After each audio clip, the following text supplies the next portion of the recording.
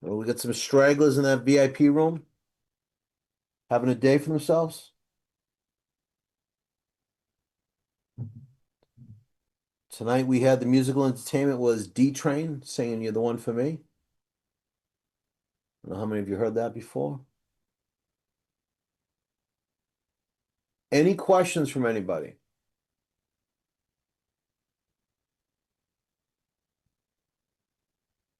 It was a great day for the warm Toll House chocolate chip cookies. Does anybody know where those were invented? I believe it was Hanson, Mass.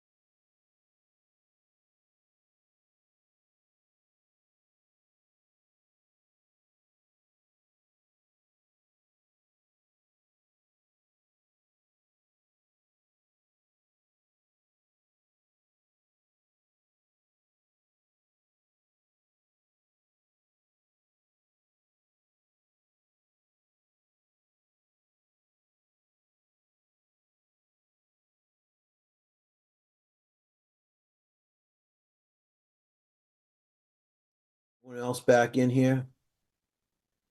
So we still got just a couple more things to talk about in terms of foreclosure, short sale, and the new construction warranties and home warranties. Let's see who we got missing here. All right, so Jamil's, Mitchell, Mason, Anisha. Anisha, you've been slacking tonight. You're usually back right away. What's going on? So Anisha, Mason, Mitchell. I'm here. I'll be back on camera in a minute. All right. And Jamil's. So if you just all get back on, it'd be great. It was Whitman. Okay, did I say Hanson? Whitman and Hanson are right beside each other. They're touching each other. So I thought it was Hanson, but Whitman, Hanson. That's a two separate towns, but they're regional for high school. It's that the Panthers, I believe. The Whitman Hanson Panthers. They used to have this place there many years ago. I think it was some type of park, like amusement park. I can't think of the name of it. King's Castle Land, maybe something like that. I don't know if there was a toll house there or not. It's just one of those pieces of trivia. It's like Ipswich, Math invented the fried clam in Ipswich. And Ipswich, when we talk about older houses earlier, I believe that's the town that has the most amount of homes that are actively utilized in the United States that were built in the 1700s. You know, that which is, I mean, it's crazy thinking of a home. There was a house in the MLS I looked at was 1656 or something. It's crazy thinking this house is around that long. They don't build it like that today. You could have, I had a house that was built in the 1940s that I sold just recently. It was a 3 unit. The cabinets were the original cabinets from the 1940s. So they were built on site, and I sold that in 25. So those cabinets were 65, wait, no, they're not even 85 years old, right? King's Castle, yeah. So those are 85 years old, those cabinets. The 1940s, and they still, I mean, they're solid wood and they just painted over a million times. But it's crazy to think you couldn't buy a cabinet, a really nice cabinet today and think that thing's going to go 85 years. Those things were just built on site. Now, in terms of foreclosure and short sale, so we'll see a slide on this later.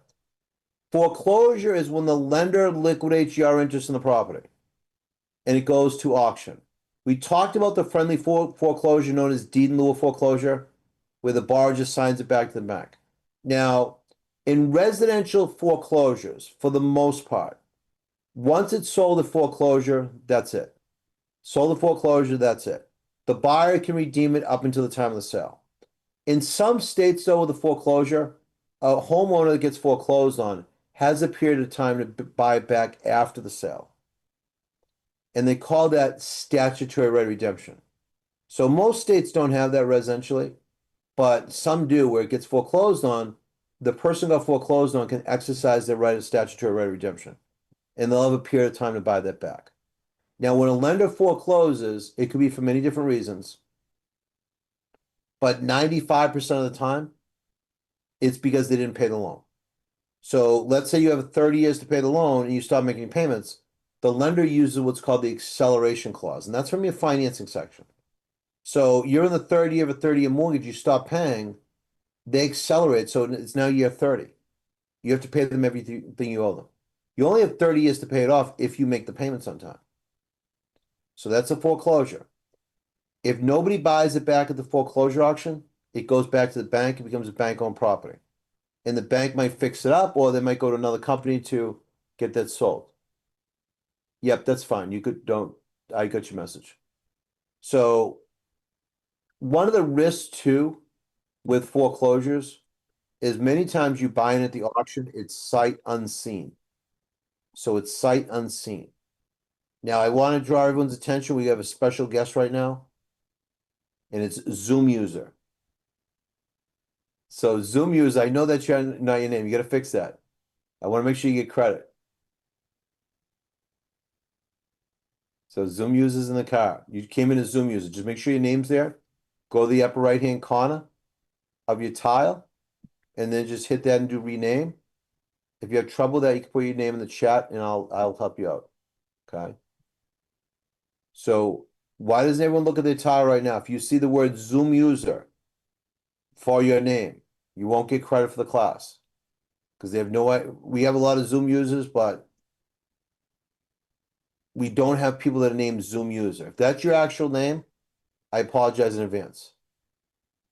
But if everyone looks at their tile right now, if you see the word Zoom user as your name, go to the upper right-hand corner with your cursor, hit the 3 dots known as the ellipsis, scroll down, hit rename. So that's a foreclosure. Now, like I said, at foreclosure auction, you could be out looking at the house from the sidewalk, and somebody's auctioning off the property, and you can't go in. It's as is, as tenanted.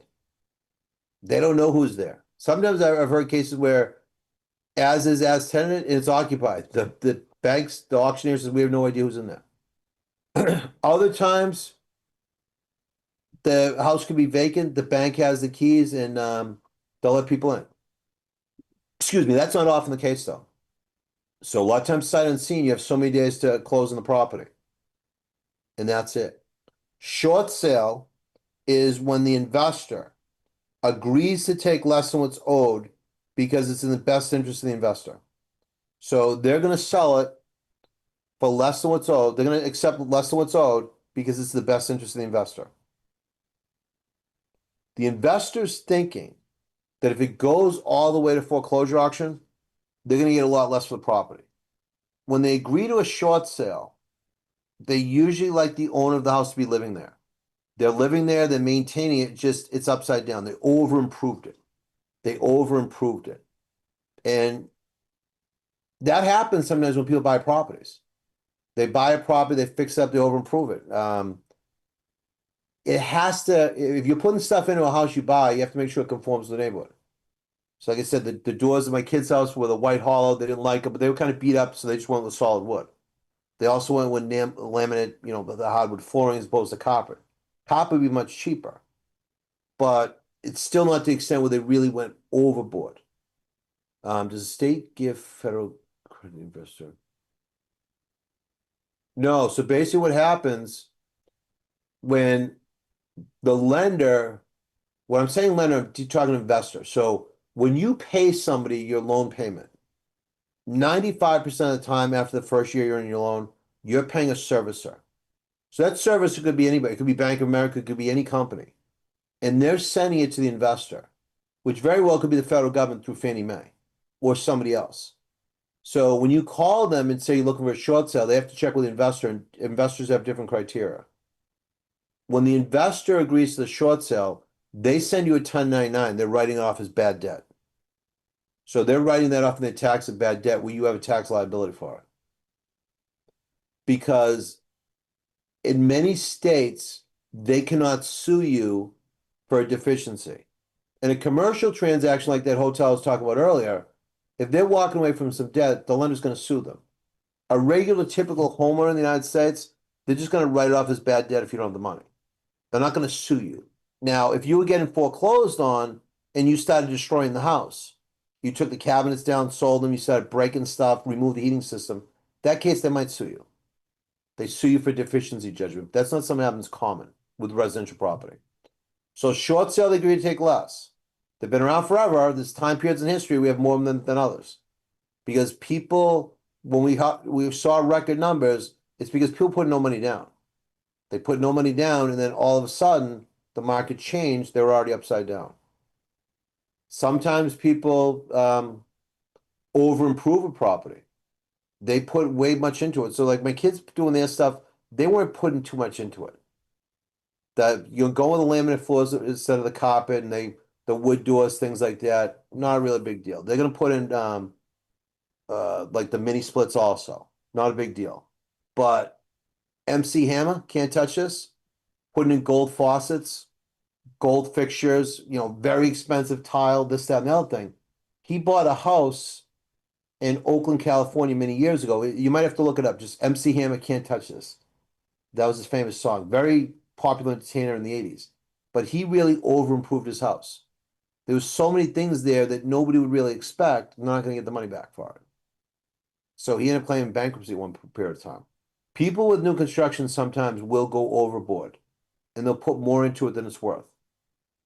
What's the expectation of the neighborhood? So my son's put in laminate floor. That's more expensive than carpet, but if it's a multi-investor, probably want the laminate floor anyways, instead of replacing the carpet every 3 years. But if they put in real hardwood instead of the laminate, and they use a very expensive grade of oak, that's where it's not going to be cost effective. So when people get short sale, it's usually because they over improved and the values have gone down, or they bought with very little money down and the values have gone down and the property's been beat up a little bit. Most people got short sale years ago. It's because they had no money down. They bought that home with 100% finance. Okay. So in terms of the states, some states tax you on that forgiveness of debt also, some don't. Purpose of home construction warranties. Many times when you buy a house from a builder, they're going to give a home construction warranty. They're going to warranty that property for a period of time. Now, a home warranty is different than the construction warranty. There's a lot of home warranties in the United States. They're not as popular where everyone here is, but you buy a house in Florida, California, Arizona, Nevada, Texas, Carolinas. It's quite common that when you buy a house down there, the homeowner will do a 1-year home warranty. So they'll pay a warranty company to cover your appliances, heating system, AC for 1 year. And then after that year's up, if you want to buy it again, you can do so. Can FHAs go through a short sale? No, because they're insured by the government.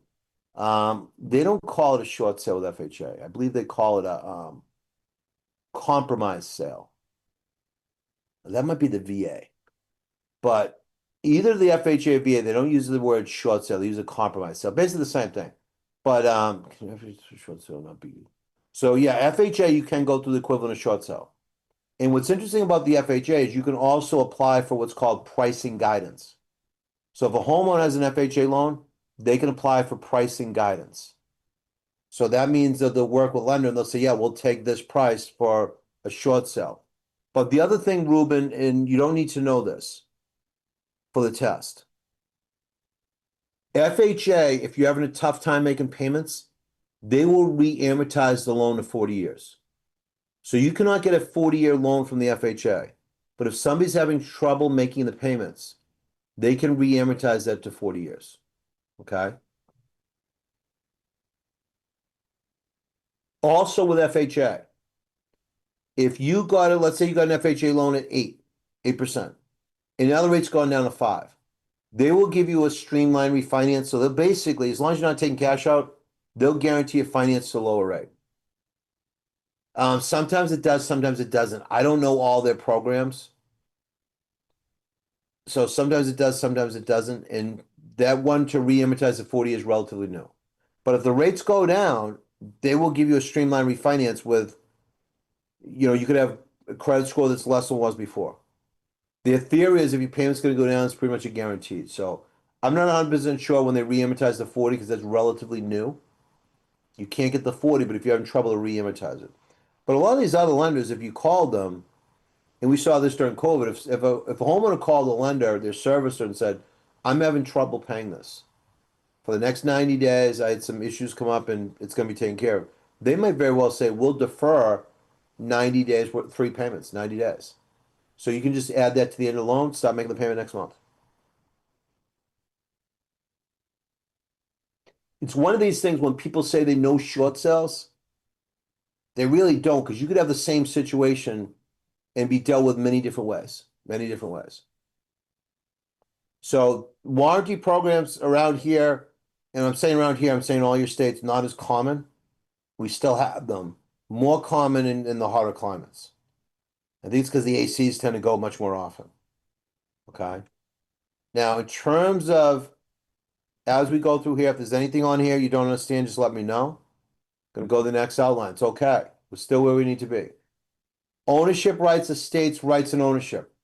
Now, when people own property, there's different ways they can take possession of that property and own the property. They can go joint tenancy, they can go tenancy in common. Some states they can go tenancy by the entirety. Some states it's ownership in severalty. So if you own property in severalty, it's one person. It's one person. Now, in terms of somebody saying to you, how should we take title of the property? That's something to talk to an attorney about. We'll need to know for the test, and we'll see it in another area, not tonight. But that's up to them and their attorney. When people buy a home before they're married, they might go one way. When they get married, they might change it another way. Now, freehold means ownership. So freehold is ownership under 2, and we see leasehold under 3, that's landlord tenant. So freehold, you own property. The most common type of freehold interest in the United States is fee simple absolute. So fee simple absolute means you can live in the property for as long as you want, up in the day you die, freely transfer it by deed, gift, or will. So somebody owns, like most people in the United States own fee simple absolute. They own the property, they can live there the rest of their life, and they can freely transfer it by deed, gift, or will. That's fee simple absolute. Now, fee simple defeasible. That's an ownership interest where there's some type of condition. So this fee simple determinable that if you do something, so when the seller gives you the property as fee simple determinable, which is a type of defeasible, and they say this property is yours as long as you do this. So this property is yours, and I'll give you a specific example. 3 siblings, their parents died, and the parents told one of the children, this property is yours as long as you run as a farm. If ever you stop running as a farm, the property is to be immediately sold. And it goes back to them. That's it. You lose your ownership rights. And the 3 siblings get it. So there's no legal requirement with that. Where conditions subsequent, somebody would have to take a legal challenge to that. Now, let's say somebody sold a property, said it can't be subdivided. That's the thing. You do it, you can lose it. You can't serve alcohol on the premises. Lenders would be very hesitant to lend on a property with conditions. Now, life estate, many years ago in the United States, when parents were getting older, they would put their home in their children's name. So remember we talked about deeds, and I said on a deed, there's mention of the consideration. You're buying somebody's house for $750,000. That's a mention of consideration. That's valuable consideration. Many years ago in the United States, they used to use the term good consideration, where a parent put their home in their child's name for love and affection. Now, the problem with that is kids could kick the parents out of the house, but also different rules change with taxes and things like that. So today, if a parent was trying to protect their home, they'd probably set up a life estate. So that means that they could live in the house for the rest of their life, but the nursing home couldn't seize that as an asset. And there are look-back periods for that. You don't need to know a look-back period for the test, but instead of putting the home in the children's name, which could create tax ramifications, they'll set up a life estate. So life estate is an ownership interest where somebody can live there for the rest of their life. And sometimes you could set it up that, let's say the grandparents live in California. They could say their youngest grandchild can live in their house in Massachusetts, New Hampshire, PA, Connecticut, wherever. for the rest of the grandparents' life. So the youngest grandchild can live in the grandparents' house that live in California, but they own one in Mass, Connecticut, New Hampshire, or Pennsylvania. Once the grandparents die, that property gets sold and split amongst all the grandchildren. So that's, for another person's life. Now, bundle of rights, anytime you own property, you have a rights of ownership. So bundle of rights, and you see this on the slides later, you have the right to use the property, enjoy it, encumber it, which means place a burden on it, easement, liens, encroachments. So you can use the property, occupy, enjoy it, encumber, dispose of it, transfer it, do nothing as long as it falls within the realms of the law. So if you have a single family property, you can't decide to put a convenience store in there. That's not within the realms of the law. And, when you own a property, the realms of the law are going to be different based on the type of property. It might be single family only. Maybe it's mixed use. You can do different things there. So if your property is zoned for commercial, you'd want to know what type of commercial uses are there and allowed. So let's say, a town says this part of town you can you can build commercial. What's included on that commercial? Because the town might not be able to say, well, we'll allow this business and not this other business. So when businesses would typically be allowed and towns don't want them to exist, they change the rules a little bit. So for example, if a town didn't want fast food restaurants, but yet this part of town there's a lot of restaurants, so that use would be allowed in that property, but they don't want the fast food restaurants. What might they do instead of saying we don't allow fast food restaurants? How could they maybe prevent that entity from coming in? Any ideas? Yeah, they just ban drive-throughs. So they just say no drive-throughs allowed. That's going to kind of eliminate them. So many times a town might say we prefer one use over the other, but if it's commercial and allows many different uses, it is what it is. Residential, you are limited what you can do under zoning. Now, sometimes you could have a house that was, let's say, built in the 1950s on 10,000 square feet of land. In the 1980s, they said over there you need 20,000 square feet. So in that case, you are considered a legal non-conforming use. You were in existence prior to the zoning law change. These marijuana places, once the marijuana stuff was coming in, a lot of these towns said, we're going to designate this area as where that business could come in. So they're controlling where it goes, okay? Adult entertainment. A town is very well going to say we don't want adult entertainment businesses, and those might not be as common as they were years ago, but by saying no adult entertainment, if that business was lawfully able to occupy that space, it'd be very difficult for the town not to allow that there. So a town might say instead of fighting that, they'll make an adult entertainment district. They're not going to advertise that when you're driving through your town, now entering the adult entertainment district, but that's how they set up. Sometimes they set up zoning in a way that prohibits a business from coming there, but they're also avoiding a lawsuit at the same time. Okay. Now, leasehold estates. So remember, a couple times in the last couple weeks, we've seen a slide or two on leasehold estates. Leasehold means you have a hold on the property through the lease as a tenant. So if a tenant is in the third month of a 12-month lease, they have a hold on that property for another 9 months. So if the tenant's in the third month of a 12-month lease, they have a hold on it for another 9 months. So if they said in the test, the tenant has that leasehold, a new person buys the property. When does the tenant have to get out? Another 9 months. They have a hold on it for 9 months. Now, a buyer make an offer on a property, they could try to say to the landlord, they want it delivered vacant. And maybe the landlord can work out a deal with the tenant to buy them out of their lease, but if they don't, they're there. It is what it is. Hi, Hi. using my car. Excuse me? No, I'm Maybe, helping you out with the food. but I didn't bring nothing for you. No, I You know. didn't want it. Okay, We're so gonna create some minutes. So Yeah, my handbag. that's the Zoom user. Thank you. So Zoom user, you unmuted yourself. Did you get your handbag though? Are they gonna bring you the handbag? Now I want you to unmute so we can get your name instead of Zoom user. So Zoom user, can you hear me? You're walking, there's trees behind you, you have a white shirt on, a leather jacket. Anyone that's wearing a white shirt, leather jacket, write your name in the chat. If you're walking right now, there's trees behind you. You have I think it's a leather jacket on a white shirt. Write your name in the chat. You just entered a residence or something. Write your name in the chat.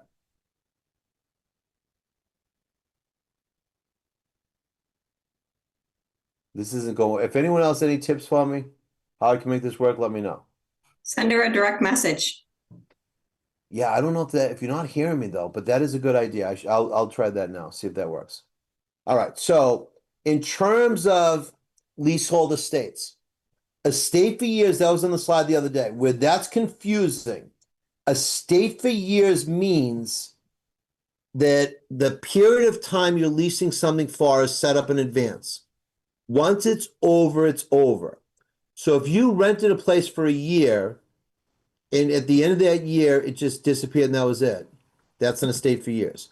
If you rented a hall for the weekend, you rent a hall for the weekend for 3 days. Once it's over, it's over. Let me just type this message out. So estate for years, you set it up in advance. Once it's over, it's over. It could be a year, it could be a month, it could be a weekend. Any one of those things. Estate from period to period, also known as periodic estate period tenancy. That many times is a year lease. So that's a periodic estate, that's a year lease. But there's a period of time towards the end of that if neither party gives notice, it automatically extends for another year. That will go from period to period. So it didn't work. I tried that one, but so we'll see what happens. Estate at will, also known as tenants at will. So estate at will is also known as tenant in will.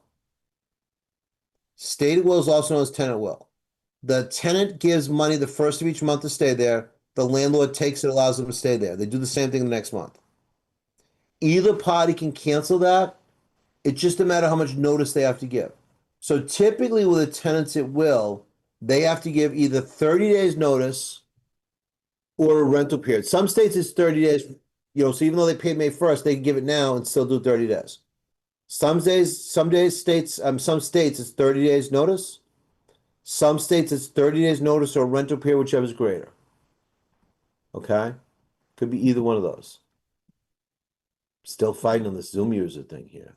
Any other tips?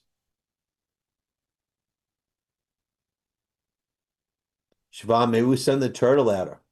Put a message on the turtle and send that over to Zoom user. See if that will work. Now, estate at sufferance. That's the lowest form of an estate somebody can have. Let's say a tenant is in possession of your property. Your tenant's in possession of property, lease expires, is supposed to be out of there. They're staying there, they're not leaving. They have an estate at sufferance. Think of the estate at sufferance as the landlord starting to suffer. And they really have to change a lot of these rules because you're having tenants going into properties and they start setting up DoorDash deliveries and things like that, and they're not even supposed to be there. But they'll sign a fake lease or they rent an Airbnb and they just stay there. There's an estate at sufferance. Okay. Perfect. Now we're in business. Okay, so I think I solved the problem. All right. So estate at sufferance, if they don't want to leave, you can't just call the police and get them out. You're going to have to get the courts to do it. Okay. So let me just take care of this one administrative issue here. Let's make sure this worked.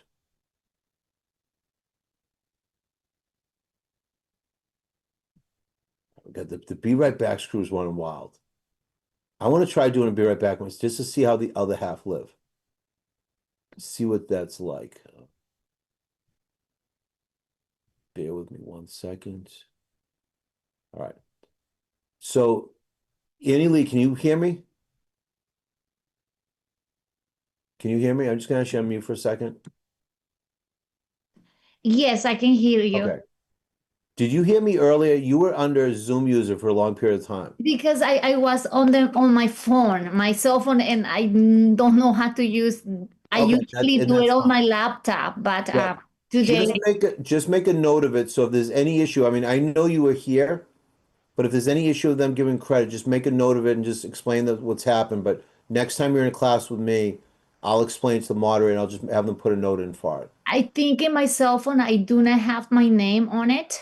That's what it was, you were I showing as, only have it with on my laptop. right, you were shown as Zoom user, so when they go through it, I don't want it to show as a large gap. I'll try to fix it, but I'm not gonna be in a class tomorrow, so I'm not gonna see a moderator, so All right. next class you're in, just remind me, and we'll make sure they have that, so it won't show that gap. You were here just under Zoom user. Okay, perfect. Thank you. You're welcome. So a stated sufferance, think the landlord's starting to suffer. I had one of those last summer. Tenant was supposed to be out on a Saturday. I gave proper notice. I had a constable serve it. They just refused to leave. They extorted me for some money. Stated sufferance, you're starting to suffer. A lot of people think that when that happens, they can just call the police and the police get them out of there. They can't do anything. Has to go to the housing court, which becomes a nightmare.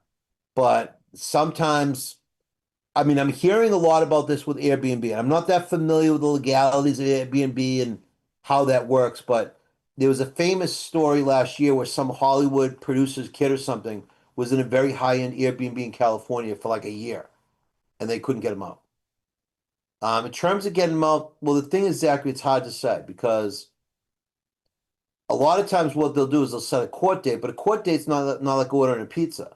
So a court date might come up in 60 days. And then the day of the court the court date, they might get a letter from urgent care, they're sick and can't go to court. Well, that doesn't mean you get a date the next day. That might be another 30 days. It depends on the state. Some states the courts are backed up worse. But bottom line is I had everything the way it was supposed to be. I was completely above board. I didn't have to have a constable serve. I did that so I could have a record with the court when she was supposed to be out. And she just didn't have money to get in a new place with a first class security. So she wanted 10 grand. An attorney called me working pro bono for her and basically said she's not going to leave unless I pay her. My attorney got him down to 5, but I still had to pay her 5 grand to get out. And she was covering the rent. She was never late. But sometimes tenants, when you're selling the place, they think it's theirs. And she just really didn't have the money to go somewhere else. And she played hardball with me. And I would have won, but it would have taken me, best case scenario, maybe 90 days. But it's going to be different state to state. Now, sometimes these tenants, too, when they just break into a house, they have that sufferance. Before you used to have to show some type of, package delivery, mail delivery, things like that to show, you established residence. But now people are doing that through DoorDash. So they're saying, we have packages here. This qualifies. Yeah, it can be a nightmare. Now, gross lease. This is, we've covered these in 2 other classes. Gross lease, you pay a flat monthly rent. That can be in commercial or residential. You pay a flat monthly rent, landlord takes care of the operating expenses. Net lease is when you pay a flat monthly rent plus some type of net. So a net could be single net, double net, triple net. With triple net, we use the acronym TIM, T-I-M. If you're paying triple net, that means you're paying rent plus taxes, insurance, and maintenance. So if you're renting office space in an office building, you would get a tax bill as if you owned it, even though you're a tenant. In maintenance and triple net, many times are referred to what's called CAM charges. And CAM charges, common area maintenance. So let's say there's, restrooms and things like that in the hallways, you would get a CAM charge based on how much square footage you have compared to somebody else. You're going to pay less the less square foot you have. If somebody moves into a property office DoorDash, they can. Well, I'm not saying that. I'm saying that's what people are trying to do to say, look, I've been living here. We get packages here all the time. They'll have a lease on their phone that was signed by some guy named Sully that doesn't own the house. So that's the problem. The landlord calls the police get over there and they say, no, we're a tenant. We paid Sully. Here's the lease on our phone. We've been getting packages here. And then at that point, the police say this is a housing court issue. So that's the thing. But there was a famous case in California where somebody rented the Airbnb, just don't leave. I mean, I hear these cases all the time. I don't know how that's different and whether Airbnb takes some responsibility for that. But you just can't go to the police and get them out. There's nothing. I got her out once I agreed to $5,000 relatively quickly. She had all her stuff there, was supposed to leave on a Saturday, and was refusing to leave unless I gave her $10,000. Then we got it down to 5. Once I showed him evidence if I got a bank check, her stuff was out like 6 hours. She had a construction crew over there basically. Okay. So in terms of percentage leases, that's at a shopping mall. So if you're at a shopping mall, you'll pay a flat monthly rent plus a percentage of your sales. So percentage lease is when somebody pays a flat monthly fee plus a percentage of their sales. Liens and lien priorities. First lien recorded is the first lien to be paid. So typically, when you own a property in the United States, the first priority lien in your property is your property taxes. So if you own a home, the property tax lien gets paid first, even before the mortgage, because that runs with the property. So that's why when you sell the property, before you can sell it, the town has to be made whole. They have the first priority. Then it goes in order of recording. Surface and subsurface rights, we talked about that. Remember, in some situations, you might have sold mineral rights to oil, to coal, to shale underneath your property. Now, deed title transfer, we talked about that. We've talked about the elements of deed. Types of deeds we're going to see a little bit, but I mentioned them. Quick claim, bargain and sale, general warranty, special warranty. Title transfer. Voluntary alienation. Alienation is another word for transfer. So voluntary transfer, you can voluntarily transfer your property by deed, by gift, and by will. We're going to break in about 8 minutes, provided we don't have a more Be Right Back cruise. So voluntary transfer, deed, gift, and will. Involuntary, your property is transferred without your consent. Adverse possession, eminent domain, foreclosure, those would all do it. Now, recording the title. When you record the title, you put it on public record. And remember constructive notice. Constructive notice is when I said if you want to know whether your neighbor pulled permits for that deck they're building or what's going on with it, constructive notice, I go to the building department and ask for that information. Constructive notice means the information is readily available to the public. By making an inquiry, whether it's in person or online, you can find that. Where actual notice, somebody told you, your neighbor told you, this is what I'm doing, here's the plans, here's the permit. Constructive notice, you go looking for it, you can find it. So title abstract, remember, that's a summary. We talked about chain and we talked about marketable title, quiet title action, title insurance, lenders and borrowers. Are there any questions on anything? So let me just ask this a question. So I'll get a couple questions in.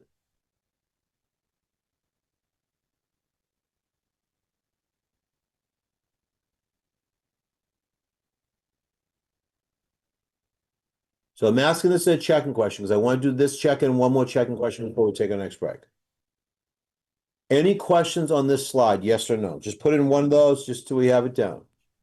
What was the other word for alienation? What was alienation? Transfer. Transfer. So Okay. alienation is another word for transfer. So is grant, so is convey. So when I hereby grant my property, convey it, transfer, alienation, those are all words for transfer. So just some of these things in real estate, you have multiple words that mean the same thing. Like facilitator, intermediary, transactional agent. That's why I say, what do you call a long roll with meat in it? Some states call it a hero, some call it a sub, some call it a hoagie, some call it a wedge, some call it a grinder. In Well, real this doesn't make any estate- sense because one's a noun and the other one's a verb. So I don't know. Weird. Yeah, that's just what it is. Yeah. So I hereby grant, convey, alienate, transfer. All words showing the seller's intent to transfer the property. Alienation, I think, is a word that real estate people are very familiar with, where most consumers would probably be more familiar with grant or convey. That it's just one of those things. I think most consumers would know grant or convey more so than alienation. But alienation also is a clause in a loan when you're borrowing to buy a house that says anytime the alienation clause, anytime you sell or transfer your property, you have to pay the lender whatever you owe them. That's the alienation clause based on a transfer of the property. Okay.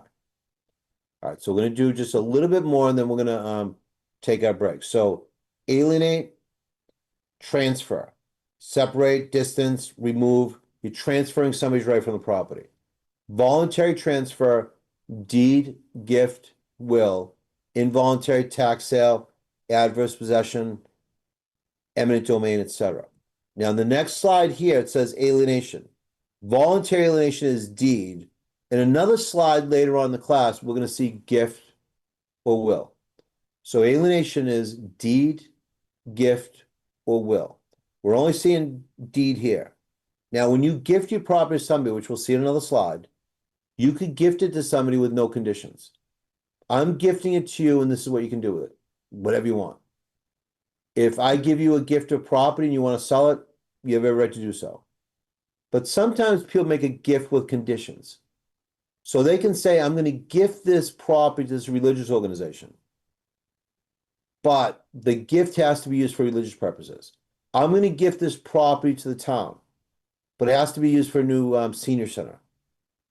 Or you can just gift it to the town, they can do whatever they want with it. So a gift can have a condition. Voluntary transfer, deed, gift, or will. We only see deed there, we'll see gift or will later. Now, involuntary alienation, involuntary transfer. Adverse possession is a national term. So think of adverse possession as you see a property that appears to be vacant. So you see a property that appears to be vacant anywhere in the United States, and you go to that property and you go in there and you live in it, you use it, occupy it, enjoy it. Everyone can see you doing it. You're not saying, well, I've been in this property between 3:15 and 3:18 a.m. for the last X amount of years. After a period of time, which is different state to state, you could claim that property by adverse possession. Some state might be a year, some state might be 5, some might be 10, some might be 30 or 40. That's the difference. Adverse possession is the same state to state, with the exception of the statutory period of time. So if you've been using it to meet that statutory period of time, nobody told you couldn't, then you could file what's called a quiet title action to perfect the title. Now, a cheat occurs when somebody dies without leaving a will. If somebody dies without a will, they died intestate. If they died without a will and have no surviving family, the property goes to the state through a cheat. So if somebody dies without a will intestate, if they have no will and no family, the property reverts to the state through a cheat. If they have no will and have family, states will have a formula of how they'll be divided amongst the family. So, Elizabeth, do you know Prince? You ever hear Prince sing a formerly known as Prince? Yeah, Name a song. Can you name one song or no? like Purple Rain. Yeah, Purple Rain, classic, right? He sang that at Super Bowl and started raining. If you see that on YouTube, unbelievable. Purple Rain, Let's Go Crazy, Little Red Corvette, but I'd say Purple Rain's the most common. And when Prince died in Minnesota several years back, he died in Minnesota without a will. So that meant he died intestate. And every state, if you die intestate, is going to have a formula that can be different state to state if you have surviving family. So states want to assume that if you have surviving family, you'd want them to have it.